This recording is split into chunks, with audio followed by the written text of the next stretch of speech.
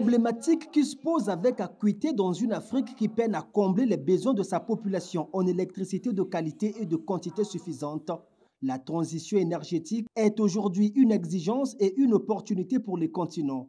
Venu à cette conférence débat sur la question organisée par Think Tank Carrefour, ces acteurs se sont aussi convenus sur le fait que l'avenir de l'Afrique est aussi dans la transition énergétique. La transition énergétique la plus nécessaire pour la BDAC ne pourra intervenir que si nous fournissons à nos mamans et à nos sœurs des sources d'énergie alternatives, fiables, en remplacement ou en substitution du bois de chauffe pour la cuisson de la nourriture.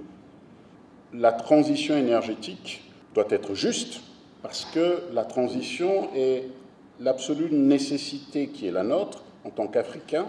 Nous sommes assis sur des richesses incroyables, tout le monde le dit, mais nous devons faire en sorte que cette richesse ne nous rende pas paresseux. Important, oui, mais comment développer ce secteur? Où trouver les moyens pour son épanouissement? De là intervient une autre problématique, celle du financement de ce processus de migration vers les énergies renouvelables. Pour accompagner donc cette transition de manière juste et équitable, il est crucial de mettre en place en effet des mécanismes de financement adéquats. Et l'Afrique doit trouver des moyens de financer sa transition énergétique sans alourdir sa dette, sans s'appauvrir davantage. Et parlant des mécanismes de financement objet des échanges, Serge Ikoué, principal animateur de cette conférence, pense que ce sont les institutions financières africaines qui peuvent constituer des sources de financement de la transition énergétique en Afrique. Dans ce cadre, il est impératif de souligner le rôle vital, essentiel des institutions financières comme la BDEAC, comme la BOAD, comme la Trade and Development Bank, comme la Banque africaine, comme Afreximbank, j'en passe et des meilleurs, que toutes ces institutions doivent jouer dans la promotion, le soutien et l'accélération de cette transition énergétique sur le continent africain. Libéraliser le secteur de l'énergie pour faire impliquer le privé dans la transition énergétique. Bruno Jean-Richard Itoua pense qu'il faut à la fois combiner les énergies fossiles aux énergies renouvelables pour faire face aux défis énergétiques.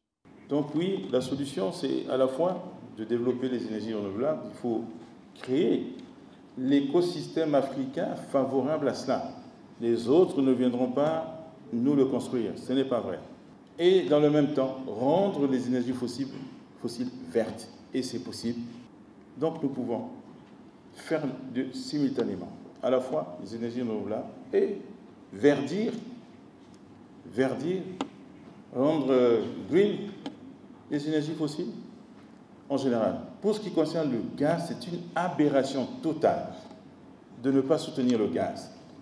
Parler de la transition énergétique et du mécanisme de son financement, le sujet est d'actualité et les participants ont eu leur mot à dire. Le think tank de ce soir était assez intéressant parce qu'on parle d'énergie verte en quelque sorte. Et c'est un principe qui n'est pas encore développé dans la zone CEMAC. Et nous, l'Arche Capital, on considère que c'est important et on est à la recherche de l'innovation. Il est inconcevable qu'aujourd'hui, où vous m'interviewez, nous soyons encore dans des pays où une seule société d'État, avec des lacunes que nous connaissons, puisse avoir le monopole de la production, du transport, de la distribution. Et si on nous avait dit de garder le monopole de l'ONPT avec le téléphone, nous n'aurons pas nos portables tels que nous les avons. L'énergie doit être libéralisée. Si l'État veut rester acteur, il n'avait qu'à rester acteur. En ce qui nous concerne, nous avons décidé de créer une société d'énergie avec le barrage de l'USO parce que nous sommes miniers, nous ne voulons pas mettre en péril nos investissements et nous saisissons l'opportunité donnée par le gouvernement pour développer ce secteur. Financer suffisamment la production de l'énergie pour lutter efficacement contre les coupures intempestives d'électricité, c'est le souhait du peuple africain en général et congolais en particulier. C'est aussi l'appel de cette conférence débat, le think tank Carrefour, qui est un espace de réflexion et de proposition de solutions aux problématiques qui minent le développement du continent.